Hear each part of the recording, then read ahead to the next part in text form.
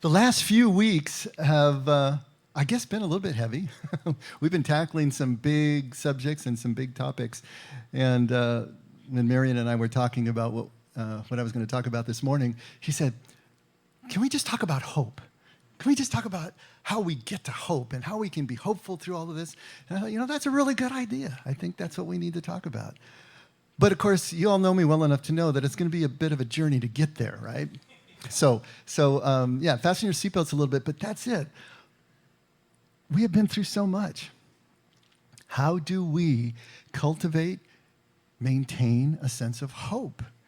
How do we cultivate and maintain a positive attitude? Years ago, when I was in a band, I remember the band director saying, "Protect your attitude." It was at a time when things were getting a little contentious and a little testy. People were getting a little on the negative side. Protect your attitude. And of course, at the time, I thought that was just a big cop-out on his part. If he would do his job, then I wouldn't be so negative, right? Protect your attitude. Now, Tim, if you're anywhere out there hearing, I'm sorry. You were right. We can protect our attitude. We absolutely can. And we can maintain a sense of hope. But it's going to take some effort. It takes some doing. So that's what we want to talk about. These last few months have been basically a perfect storm, if you want to think about that, or think of it that way. There's been so many things that have come and just had this confluence right over our dinner table, it seems like. What are we supposed to do with all this? The COVID came along. The pandemic came along and exposed some of our major and cherished institutions, the ones that we rely on, the ones that had sterling reputations, as being ineffective, as being inefficient. WHO, CDC, I never thought of those as anything but having the absolute word on stuff, and now we just don't know anymore. Can we get good information? And there's been a chink in the armor. It's like we've lost confidence. A lot of us have, at least. Can we still rely on them to protect us? Can we expect them to be there for us and have our best interest at heart? There is a lack of confidence, kind of generally speaking. The lockdown exposed our society, our economy, and our very way of life as being way more fragile than we ever thought possible. I never thought it was possible not to have a baseball season. How is this possible? How can there not be baseball in the summer?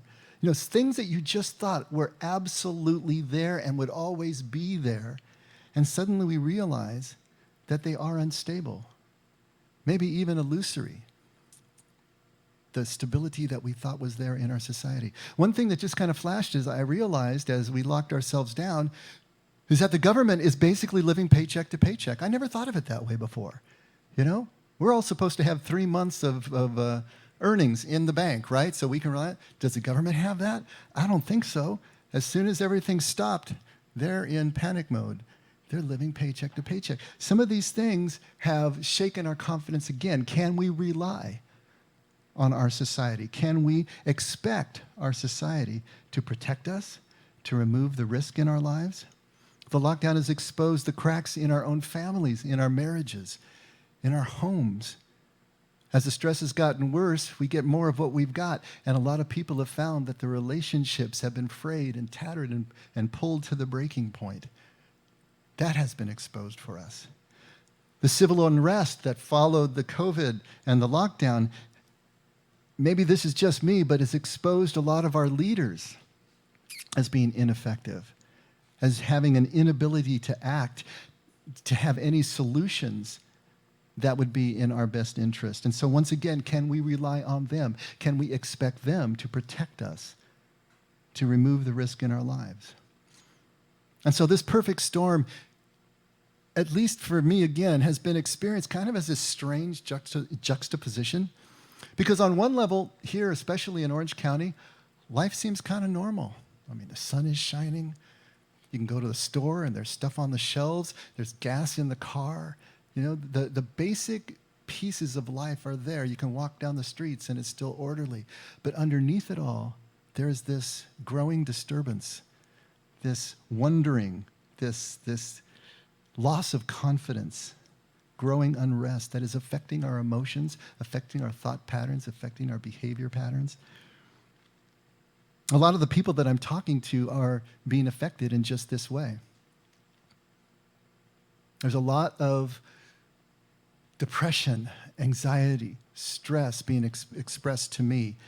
I had one lady who is the sweetest lady you'd ever want to meet, and she said she finds herself kind of uncontrollably yelling at the TV news, just getting so angry at what she sees there. And she says, and what comes out of my mouth isn't real pretty, And we were talking, and it's just like, really? It's just so hard for me to believe. Oh, yeah, Another person or several people have come to me, and they've been talking about the fact that they're afraid that we are in the end times, and what's the mark of the beast going to be like, and what's this all about, and how are we supposed to react? And the stress and the anxiety is, in some of them, making it very difficult for them to just maintain the relationships in their house. Some of you are working in retail. Been talking to you that are working in retail, and I've been hearing more and more that the customers are just getting mean, unreasonably mean. And for no apparent reason. Underneath the facade of the world, the way it looks like it's all sort of still intact, there is this growing unrest, and it's coming out in the way that we are acting. It's coming out in negative emotions. And when the negative emotions come out, and talking to some of these people, I've been pointing out, and for myself too, it's always a result of fear. Fear is always a driver of negative emotions. So the question to ask yourself whenever you're finding yourself being triggered and acting out in ways that are not typical for you is, what am I afraid of? What am I afraid of? What is it down there that is driving this up here that is starting to compromise my relationships? I can think of two big fears that have been expressed to me, either implicitly or explicitly, and that I'm experiencing myself. One of them is the fear of losing your own health, losing the health of someone you love, losing the life of someone you love, losing your own life, losing your livelihood. Everything that the pandemic and the lockdown and the civil unrest have created in us is a fear of losing those things. And the result of it is being angry at the leaders, angry at the institutions that are supposed to be staving this off, that are supposed to be protecting us from these sorts of things. Why aren't they doing that? But it's that fear of loss that is driving it. The other fear that I think that I'm seeing over and over is the fear that our normal life, the one that we knew, is never going to return. And what is going to be taking its place? What is that going to look like if we can't have our life back? It seems to be getting delayed more and more and more. Is it ever coming back? Will it ever be coming back? And so then again, there's anxiety and there's stress. There's anger at the restrictions that are being placed on us, and anger at the leaders who are placing those restrictions. But the fear is that the life I knew may not be coming back. And guess what? The life we knew is not coming back. We got to manage our expectations here. Life as we knew it before 9/11 never came back, did it? Life was changed by that event. This is going to be much deeper and much more profound a change because it's affected so much more of our country at pretty much every level of life. How do we think that we're going to come back from this and have the life that we had before? The normal isn't going to return, and so at some level, I think we know that, and we're grieving that loss. And what is the stages of grief? But the anger and the depression and the bargaining. How many of those things have we gone through on the way to some sort of acceptance? For me personally, I'm just kind of getting weary of everything being a contention, everything being a fight. Everything that we try to do has right and left and polarized this and that, and everybody having an opinion. It's like there is no simple anything anymore. And I'm really weary and tired of the rules always changing. I don't know about you, but it's like every time I think I have a rule that I can follow and we can get through this and we get to the other side, and then it changes all over again.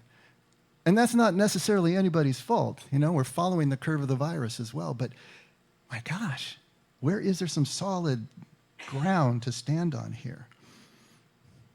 So I painted a pretty bleak picture here already, right? Haven't I? Where's the hope, you're asking? Come on, get to the hope part. There was a radio show that I was listening to just as I was driving a couple of days ago. And this woman comes on, and she was kind of talking about the same thing. How do we cope? How do we get through a lot of the stress that we're finding ourselves? And she had an acronym. And I tuned in a little late, so I don't even know what the word was that the acronym was for. But she was going on letter after letter after letter. And she had words like resilience and endurance and caring and mindfulness. You know, all stuff that was absolutely true. But I'll tell you what, I really just wanted to slap her. Because she came at it with this, you know, this really overly bright, sing-songy kind of voice, and oh, yes, be mindful and be caring and be all these things. And it's like, okay, that's true, but can we start to conceive of hope in a way that is like grounded in reality? That recognizes the pain that we're actually going through, that's not just skittering over the surface in such a way that even if it's true, it's becoming this platitude that's just annoying because it appears to be trivializing what we're actually going through. Is there a way to hope that is actually grounded, meets us where we are, and can take us forward in such a way that it's acknowledging the real struggle that's involved here? This is not just easy. You can't just tape an acronym to your refrigerator door and have it somehow take away the pain, somehow take away the struggle and the anxiety. Is there a way to hope that feels like real life? And not only like real life, but is actually doable at the same time? I want to take a left turn here and present something that I have presented before, but it's been a long time. And unfortunately, this is going to take us a little bit further into left field, but stay with me here. How many of you have heard of the Warsaw ghetto? Okay, a few of you have. In the run-up to World War II, Nazi Germany always was aware of what they called the Jewish problem. There were about 11 million Jews living in Europe before World War II, and they wanted them gone. And through the early 30s up until 1939, when they finally invaded Poland and started World War II, there were increasing pressure put on the Jews and trying to isolate them, strip their rights, identify them with the Yellow Star of David, and encourage them to emigrate and so on and so forth until the war started, and then everything began in earnest. They were rounded up and they're put in concentration camps, or sections of city were just walled off and cordoned off, and they were called the ghettos, and they were put in there. When Germany marched into Poland on September 1st in 1939, that's exactly what they did. They rounded up all the Jews, and they cordoned off a 1.3 square mile section of the city. Think about this, 1.3 square miles. At the height, there were over 460,000 Jews crammed into 1.3 square miles. There was an average of, I don't know how they got this statistic, 9.2 people per room in the Warsaw Ghetto. Try to imagine living with 9 or 10 people in each room of wherever it is that you're living. They crammed them in. They starved them. They didn't give them any medical supplies. Again, I don't know how they got these statistics, but the average calories that the Germans allowed Jews in the Warsaw Ghetto was 184 calories per day. Now, any of you who know calories, because I don't know calories that well, but if you know calories, 184 calories is 1/10 of what a normal adult should be getting per day. By contrast, the Gentile Poles that were occupied were getting 699 calories a day. The Germans, the soldiers and the administrators, were getting 2,600 calories per day. 184 calories without any medical attention, crammed into conditions that are the opposite of social distancing. And you can understand what was happening. They were hoping that they would just die out. But here's the thing about the Jewish people that is so incredible. From the whole 4,000 to 4,500 years that we have known of them historically, this is a people that will not go down. These people are amazing. Whatever you throw at them, they will not go down. Even in the face of what I'm trying to tell you. they found a way to even kind of flourish.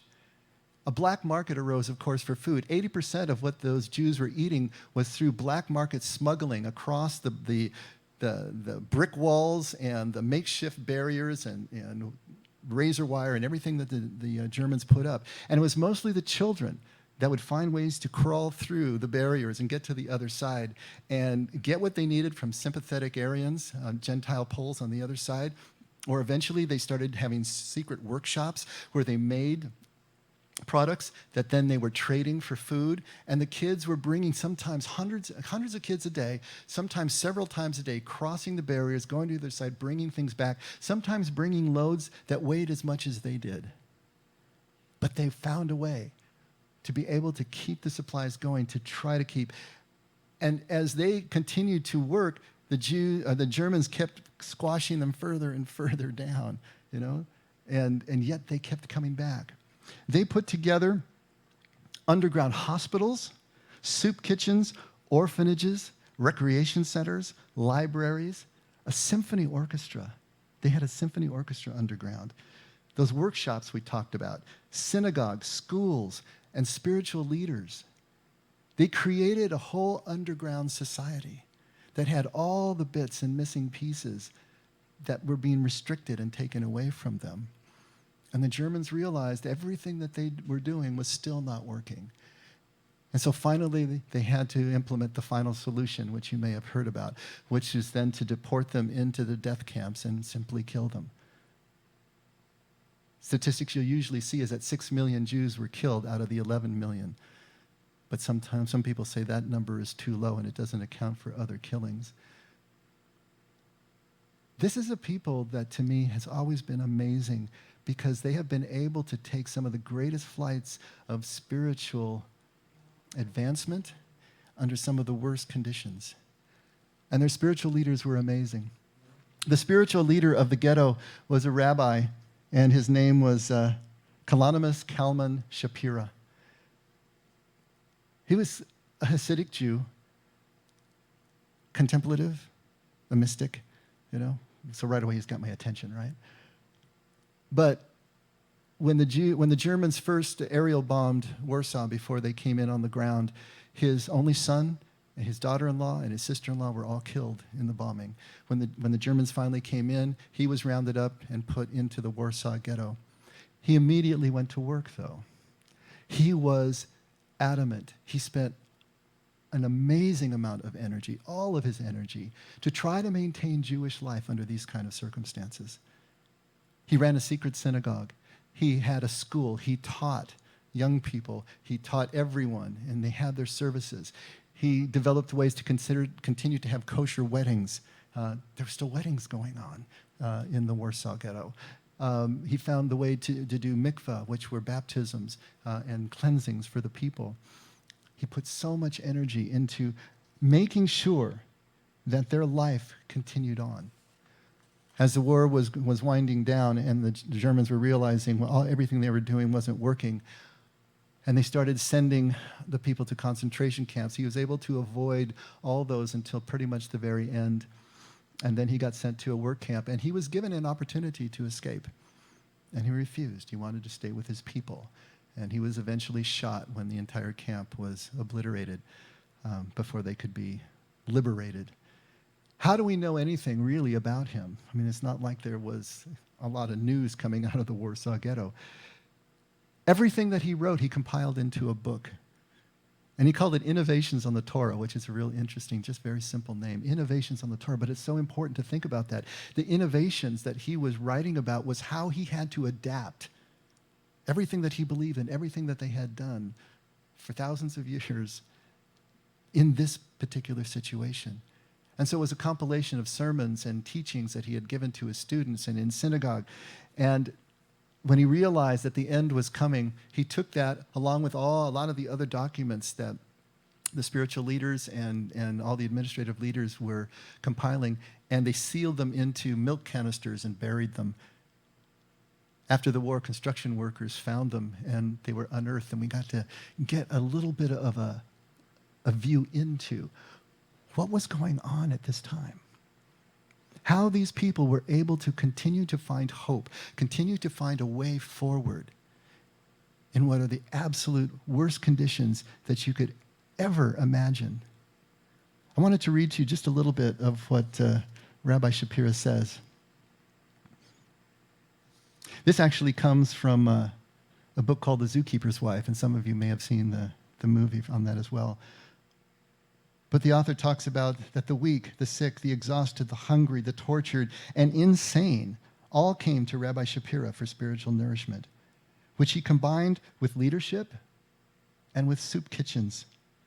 How did he manage such feats of compassion while staying sane and creative?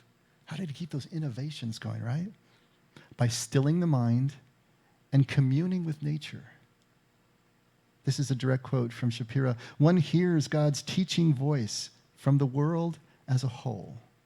From the chirping of the birds, the mooing of the cows, from the voices and tumult of human beings. From all these, one hears the voice of God. All our senses feed the brain. And if it diets mainly on cruelty and suffering, how can it remain healthy? Change that diet on purpose. Train mentally to refocus the mind, and one nourishes the brain.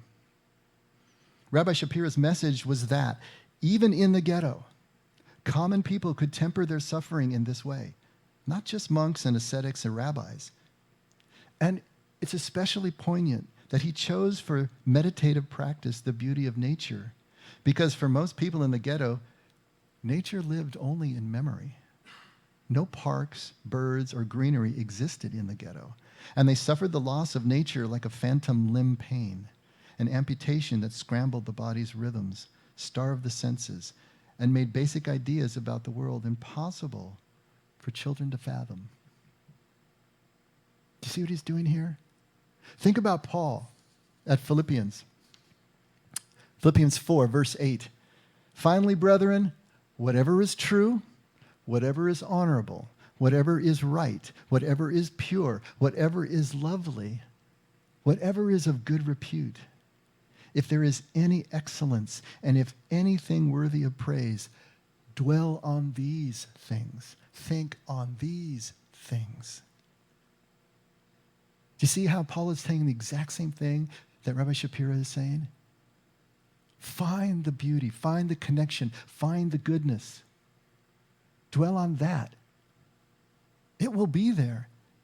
It may be hard to find. It may be rare in certain situations that you find yourselves in, but it's always there.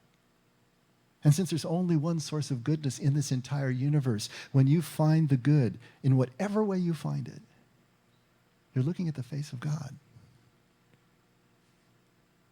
Paul at Romans 12:2 has another similar idea. And do not be conformed to this world, but be transformed by the renewing of your mind, so that you may prove what the will of God is, that which is good and acceptable and perfect. Paul and Rabbi Shapira are both saying the same thing here. Focus the mind on what is good, what is desirable. Renew your mind by not being stuck in the negative, in the crisis that you find around you, but mindfully connect with the beauty in life, even if it's only remembered at this point. Connect with that. Renew your mind with that. See God in all of the goodness. Beyond the cruelty, beyond the pain, God still is present. I've had the thought lately that God's presence is like background radiation. And I don't know if you know what background radiation is. It's like the astronomers look out at the universe, and when they look at the space between the spaces where there's nothing there, and they can look farther and farther and farther out, what they're finding is there is this residual radiation left over from the Big Bang itself, and it's still out there at the farthest reaches of the expansion of things. And so even when you think it's absolutely quiet, there's no energy whatsoever, there's always this background radiation that's there. But you got to get really quiet. You got to be looking at the space between the spaces if you're going to be aware of this background radiation. It's always there. You can't get away from it. But you can certainly mute it. You can certainly obscure it. But if you focus back on the good, if you don't allow yourself to be lost in the pain and everything that you see around us that's wrong with this world, which will overwhelm you because there's so much wrong with this world. But if we can still do this, we can see God in the goodness. We can find that background radiation. How? First and foremost, by focusing on each other.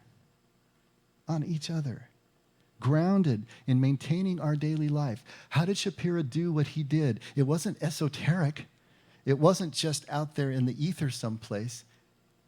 He worked every day to maintain the daily life of his people, to serve them, to focus on them, to find a way to make life as normal as possible, even though it was radically different, to innovate, to be creative, to find new ways to do things that they had done all their lives and generations back immemorial. But find new ways. Continue to focus on each other. Be grounded in that reality. He continues. The ideal way, Shapira taught, was to witness one's thoughts to correct negative habits and character traits. A thought observed will start to weaken, especially negative thoughts, which he advised students not to enter into, but examine dispassionately. If they sat on the bank watching their stream of thoughts flow by without being swept away by them, they might achieve a form of meditation called hashkata, silencing the conscious mind. He also preached sensitization to holiness, a process of discovering the holiness within oneself. The Hasidic tradition included mindfully attending to everyday life. As 18th century teacher Alexander Susskind taught, when you eat and drink, you experience enjoyment and pleasure from the food and the drink. Arouse yourself every moment to ask in wonder, what is this enjoyment and pleasure? What is it that I am tasting? Pure contemplative practice is what Shapira is talking about. Pure contemplative practice. Stepping away from the egoic mind that we talk about all the time is what he's talking about here. It's our mind that will continue to drive a rut in our brain, continuing to worry over, rehearse over and over all the difficulties, all the cruelties, all the injustices, the mean customer that came. How long are you going to keep that spinning in your head? We will do that with our heads. We will continue to go to the negative because the mind is always trying to fix problems. So what's it going to do? It's going to focus on the problems. Where is the hope going to come from? When we focus away from the problems, when we allow ourselves to be able to dwell on something that is good. This sensitization to holiness that he talks about, finding the sacred in everyday life, within ourselves, among the group, in the relationships, in the service that we can render.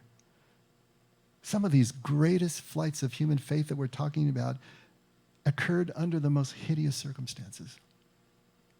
Now, of course, it wasn't everybody who did this. You know, that would paint a wrong picture for you. It's not like the Jews are separate from the rest of humanity.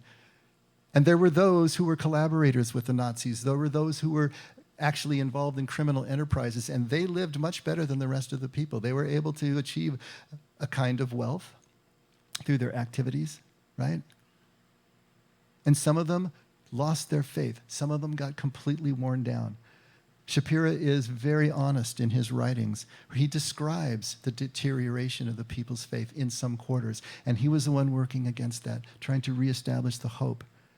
But the fact that they achieved what they achieved and what they established means that in that bell curve, the most of them were carrying on with life in the midst of the suffering. They were able to do this.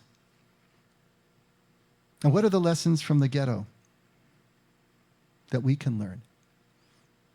And I don't want to in any way say that our situation here is anything like their situation there. That would be ridiculous, and it would trivialize the pain and everything that they went through.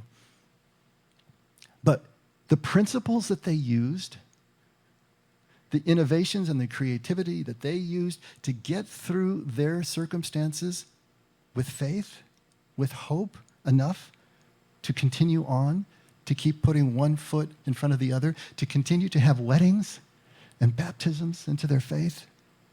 If it worked for them in those circumstances, Jesus would say, how much more will it work for us in ours? The way to renew hope in difficult times from the ghetto. First, find creative ways to restore what is lost. Find creative ways to restore what is lost. It won't be the same. It can't be the same. That is lost. The restrictions are here. Whatever happened, happened. But we can celebrate them as enough if we allow ourselves to. Define these creative ways. You know, I was just reading articles on the internet, and they were talking about now the restaurants have to close back down again. You know, and it's just like, oh, right on 4th of July weekend when everybody wants to be out and doing things, the restaurants have to close again. So what did the restaurants do? They started pulling all their tables out onto the sidewalks, into the street, and into the parking lots.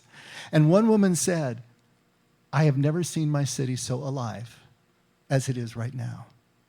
Think about that for a second. A creative way to be able to do something that you can't do anymore, but replace it and even make it more alive than it was before. When I drove down El Camino Real through San Clemente, big banner across, no fireworks permitted. And a lot of people, a lot of the cities, they stopped their no fireworks displays, no this, no that. So what happened last night? Illegal fireworks everywhere. I couldn't believe it. We were listening to this. It sounded like Camp Pendleton was doing exercises in the field or something, you know? Now, don't go away saying, you know, Pastor Dave is, you know, extolling illegal behavior. No, I'm not really saying that. I'm saying that people were finding a creative way to continue to celebrate in their own way, to do something that said, we are still here. We are still celebrating. We are still families, right? This is something that is huge if you think about it. We've been disallowed from having meetings pretty much. So what did we do? We started Zooming our meetings. Everybody is Zooming meetings. And we found that that has a place in our lives. In fact, it's allowed us to connect with people that we never connected before. Our Zoom meetings now have people from across the country. We've got Northern California, we've got Phoenix, we've got at times Brooklyn and Ohio and Georgia, and we even had a guy from Germany logging in who found us online. You know, it's expanded our ability to connect and have community in ways that we didn't anticipate before. And now the challenge is going to be when we do come back to live meetings, how do we keep all that going so we can have a hybrid, you know, creative ways to do what we can't do anymore. Not the same, but in some cases, better. But can we let it be enough? How about you? What are the things that you have now been disallowed to do? What are the things that you miss doing? What are the creative ways that you can put in place that will be just enough and maybe more than enough? Find creative ways to restore what is lost. Second, create beauty in the midst of the rubble. Creating beauty in the rubble. Again, driving. Seems like I've been doing more driving lately. Listening to a news report. La Mesa, are you familiar with La Mesa? Just east of San Diego, down there was one of the few cities in San Diego County that actually experienced rioting, looting, and burning. You know, it didn't happen in San Diego proper, but it happened there. And a lot of the businesses were devastated. And so the Chamber of Commerce decided to do a GoFundMe page.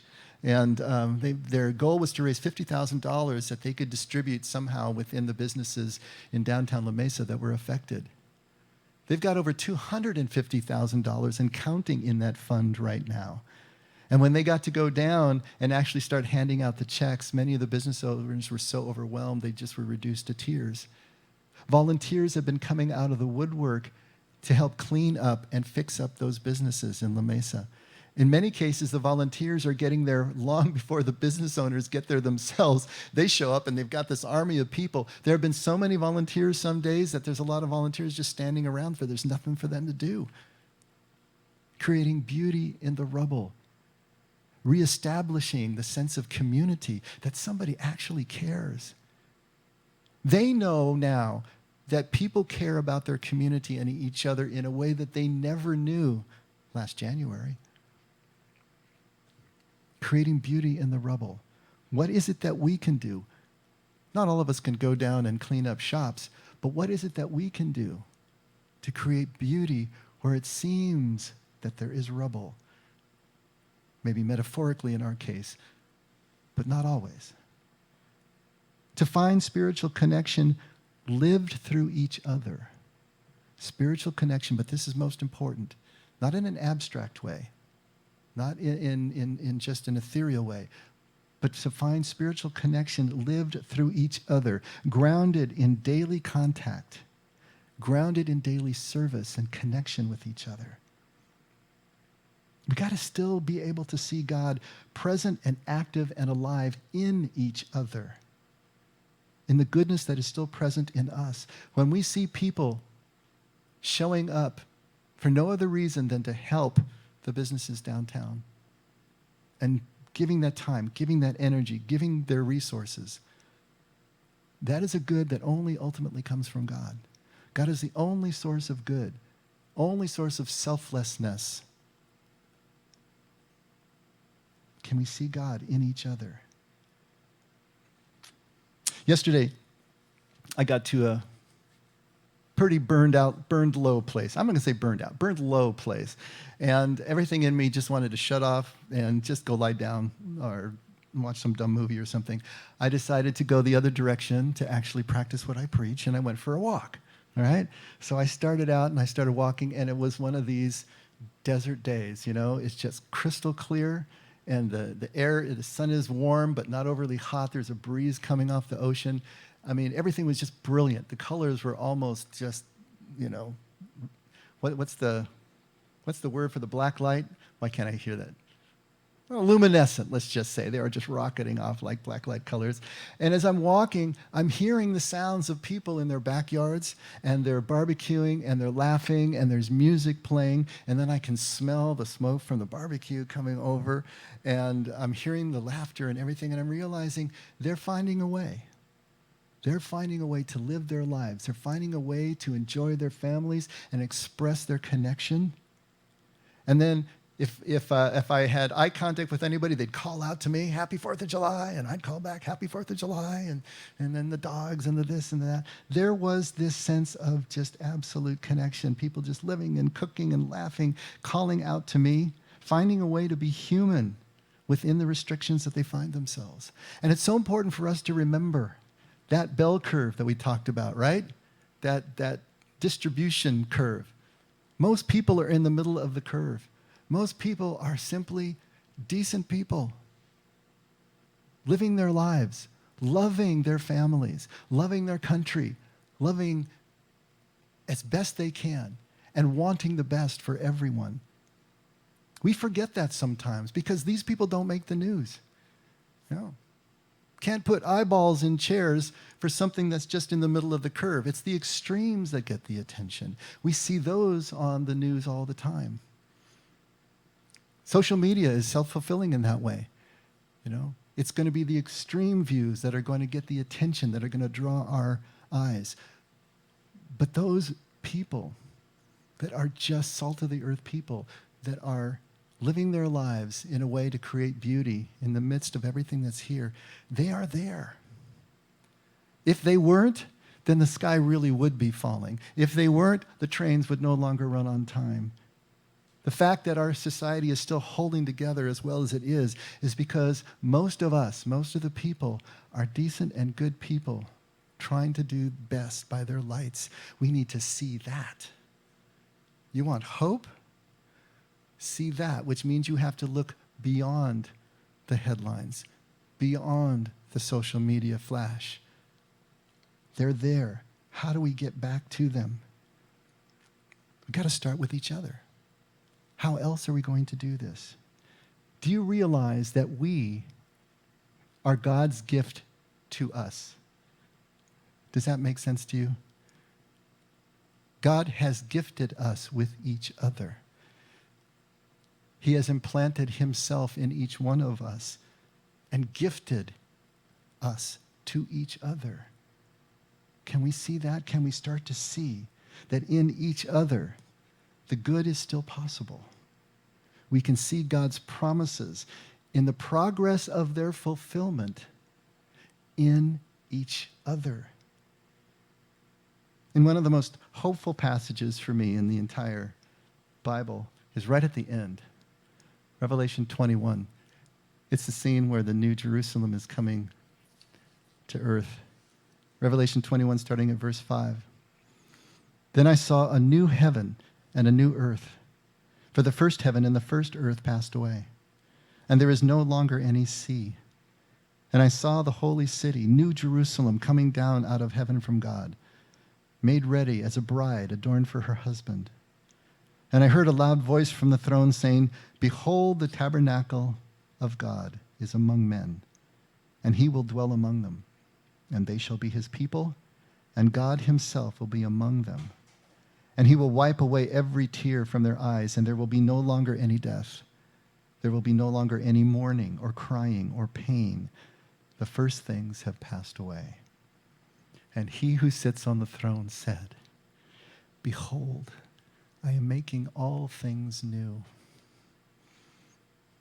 At the very end of the Bible, at the very end of the last book of the Bible, after 20 chapters in Revelation of terrifying images of death and destruction and pestilence and fire from the sky and all of those horrible images, we have a new heaven and a new earth and a new Jerusalem descending.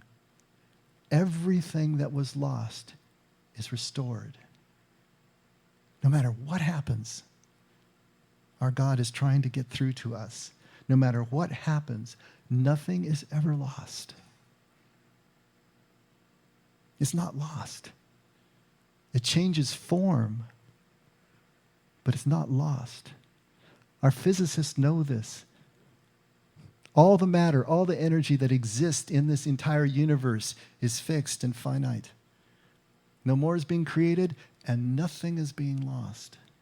It's only changing form.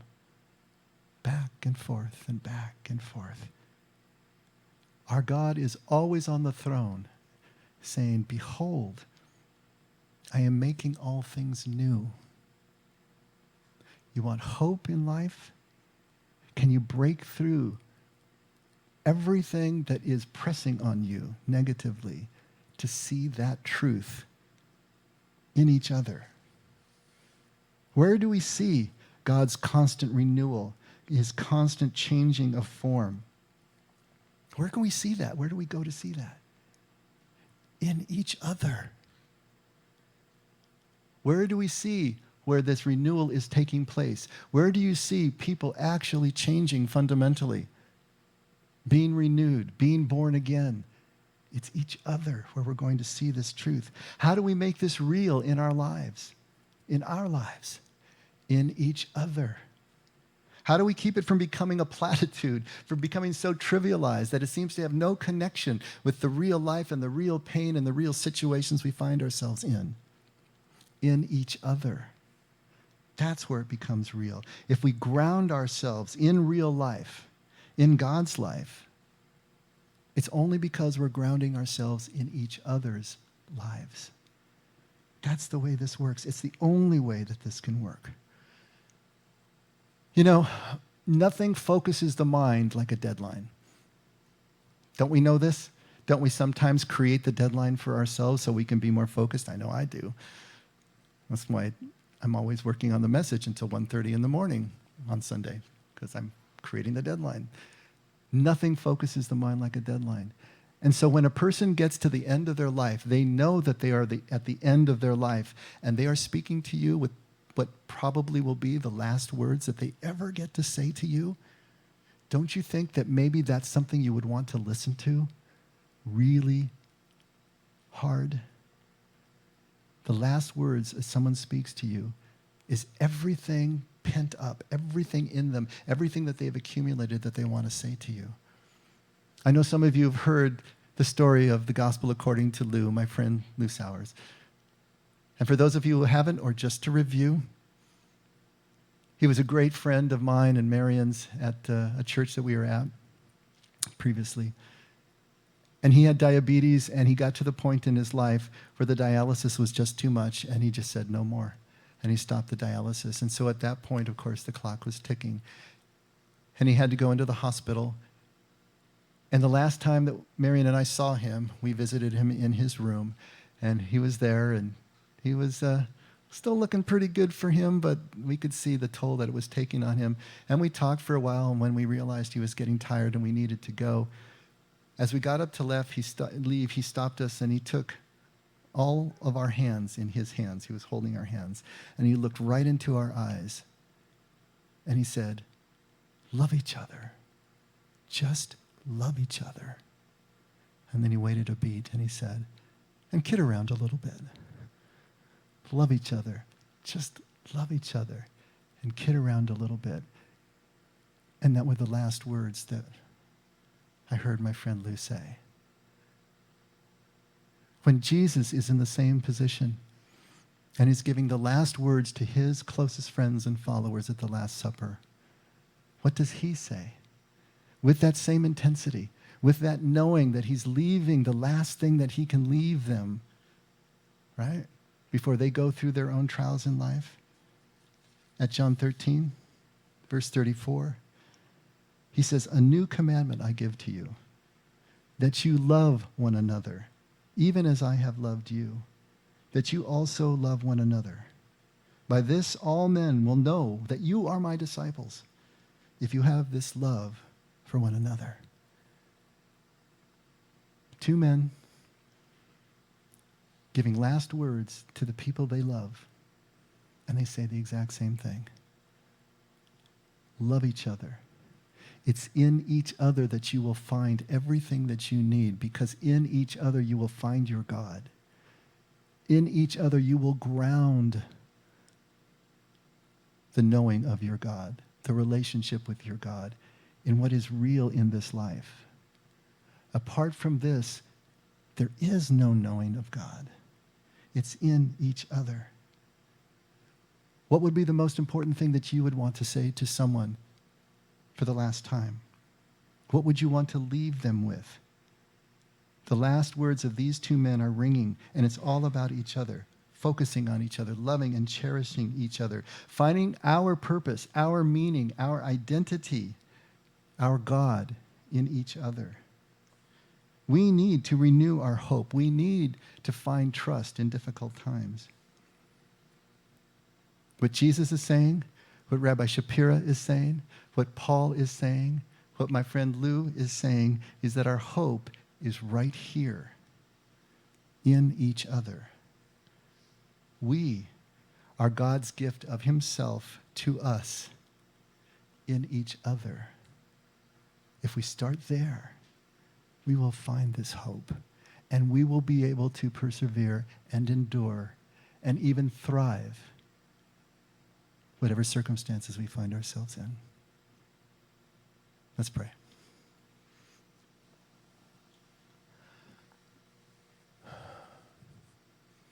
Father, you've given us to each other. Thank you for this gift. Help us to continue to follow the example of those who have gone before in much more difficult circumstances. How they were able to find you in each other, to find how to creatively continue to live, to build, to marry, to bring new people into community, to do all the things that life is about in new ways, and let it be enough, and to continue to find new hope and new inspiration in every face encountered. Help us to do that more and more each day, Lord. Help us to keep the perspective that we need to realize that all is not lost. Nothing is ever lost in you. Help us to see that you are still making things all brand new every single day in each one of us and with each turning of this world. Thank you, Father. Keep us strong. Stoke our desire to want to leave no stone unturned as we continue to move deeper and deeper into your love. Thank you, Father. Never let us forget that we can only love at all or do any of this at all because you loved us first. And we pray this in Jesus' name. Amen. All right.